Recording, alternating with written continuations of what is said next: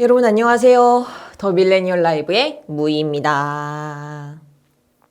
오늘은 직장생활, 사회생활 얘기를 좀 해보려고 해요. 아르바이트나 회사 다니시는 분들 중에 이제 이직하거나 퇴직하시는 분들 있으시죠. 어떤 이유로들 이직이나 퇴직을 결심하시게 되나요? 저마다의 이유가 있을 것 같아요. 급여가 낮아서일 수도 있고 아니면 상사나 동료들 간의 트러블이 있어서일 수도 있고요. 근데 이런 여러 가지 표상들로 드러나는 일들의 기저에는 그게 있는 것 같아요. 내가 다치는 거. 나의 자존심이든 자존감이든 어떤 나의 삶의 질이든 어떤 나를 다치게 하는 것들로 수렴하는 모든 이유들이 우리를 이직하거나 퇴사하게 만드는 것 같거든요. MZ세대한테 첫 이직 시기를 조사해봤습니다. MZ세대 그러니까 2030 세대의 37.5%가 입사하고 1년 만에 회사로 옮길 결심을 한다는 거예요. 2년 안에 첫 직장을 옮기는 사람은 60%가 넘습니다. 회사 입장에서도 이직이 잦으면 사실 노동자들이 자주 관두면 사람 구하기도 어렵고 힘들 수밖에 없어요. 사람 안의 경험이 축적되는 거다 보니까 회사에 팀을 꾸려가거나 일을 꾸려가는데도 어려움이 있고 문제가 되죠. 그렇다면 왜 이렇게 이직을 자주 하게 되는 걸까? 조사 결과를 보면요. 첫 번째가 업무 과다 및 야근으로 인한 개인 생활을 누리기 힘들다가 38.6%로 1등이에요. 사실 다른 항목들도 그렇게 적은 수치라고 할 수는 없지만 어쨌든 1, 2위는 업무 과다 때문에 개인 생활을 누리기 힘든 것과 낮은 연봉에 대한 불만이에요. 몇 년 전부터 워라밸이라는 말이 굉장히 유행하고 있잖아요. 정부에서도 엄청나게 강조하고 있고 하지만 우리나라는 여전히 실제로도 그리고 체감상으로도 높은 강도의 또 긴 업무 시간을 가지고 있어요. 이게 얼마나 일을 하는지 나만 힘든 건지 체감이 잘 안 되실 것 같아서 OECD 국가 평균하고 비교한 표를 가지고 왔습니다. OECD 국가 평균에서 보면은 600시간이나 많아요. 하루에 8시간 근무하는 걸로 계산하면 75일이나 더 일하는 거죠. OECD 평균 수치가 1683시간인데 한국은 2083시간이에요. 이렇게 일을 많이 하는 현실은 그대로 두고 요새 애들은 워라밸 운운 하면서 이제 회사에 조직에 헌신할 자세가 안 돼 있다. 성실하지 않다. 근태가 어떻다라고 얘기하기는 좀 힘들어요. 또 왜냐면 이게 지금 알려드린 게 평균 통계잖아요. 그러면은 최고점이랑 최저점을 찍은 사람은 얼마나 일하고 있을지 모른다는 얘기거든요. 사실 하루에 8시간씩 아까 제가 말씀드렸던 75일이나 더 일한다고 한 게 애개개라고 생각하시는 분들도 계실 수도 있어요. 왜냐면 하루에 12시간, 14시간 일하시는 분들도 계시거든요.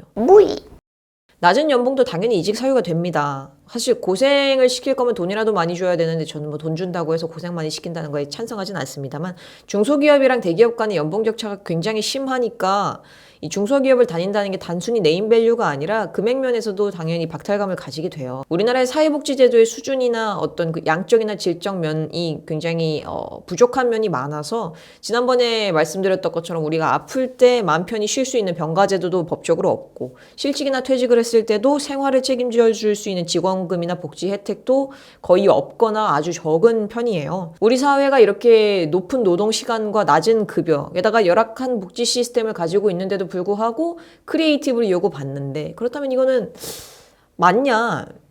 장기적으로 봤을 때도 미래 세대에 정말 크리에이티브한 게 나오겠냐라고 했을 땐 굉장히 비관적일 수밖에 없는 거죠.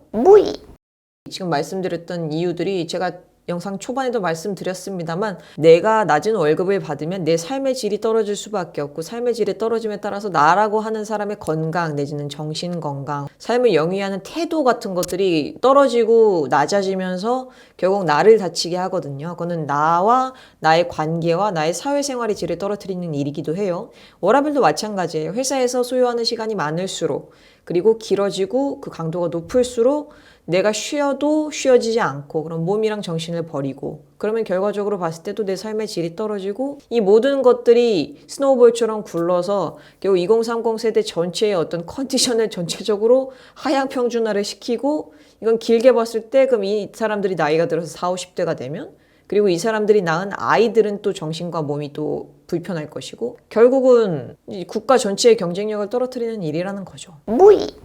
사실 예전에는 평생 직장이라고 하는 개념이 있었고 그런 것들에 공감을 많이 했어요. 그리고 우리 세대와 제일 많이 격차가 나는 것도 그런 것이잖아요. 뭐 연봉 뻥튀기 하려고 메뚜기 하는 게 당연한 어떻게 보면은 사회생활의 팁 같은 게 돼버렸잖아요. 보다 나은 회사가 있으면 이동하는 게 당연한 거고 그게 얌체짓도 아니고 나의 커리어를 위해서 혹은 나의 어떤 비전을 위해서 이동하는 거는 뭐 오케이 뭐 좋은 일이라고도 볼 수 있는 거죠. 근데 좋은 회사라는 것은 사실상 별로 없고 우리한테 남는 거는 남들 다 알만한 이름 얘기하면 알만한 대기업, 공기업, 공무원 하다못해 정규직 이런 데로밖에 눈을 돌릴 수가 없으니까 저희 눈은 항상 여기 달려 있었어요. 우리가 눈을 높이거나 낮춘 적이 없습니다. 눈은 여기 달려 있으니 이 말도 안 되는 것들을 눈높이로 끌어올리는 작업들이 필요하다는 얘기를 드리고 싶은 거예요. 그게 기업이 됐든 사회적인 시선이 됐든 우리 모두의 공감대가 됐든 가네요. 그런 얘기 하잖아요. 사람이 직장 생활을 영위하는데 3가지 중에 2가지가 충족되면 다니지만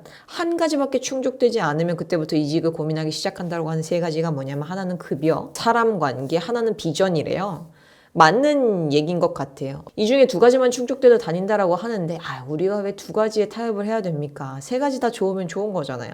3가지 다 좋은 기업들을 최대한 많이 만드는 게 우리 사회에도 이로운 거 아닌가 라는 생각을 한번 해보면서요. 오늘 이야기는 여기까지고요. 이야기를 풀면 풀수록 여러분들이랑 나누고 싶은 어떤 작고도 중요한 이야기들이 많이 생각이 나요. 제가 앞선 영상에서도 이렇게 저렇게 다뤄보고 싶네요. 다음에 얘기하고 싶네요. 라고 했던 것들이 있는데 그런 것들도 다음에 또 다루면서 말씀을 드릴 테고 혹시나 더 궁금하신 점이나 아니면 같이 얘기해보고 싶은 거 있으시면 댓글에 남겨주시면 감사하겠고 전 지금까지 무이였습니다. The Millennial Live 구독, 좋아요, 알람 설정 부탁드립니다.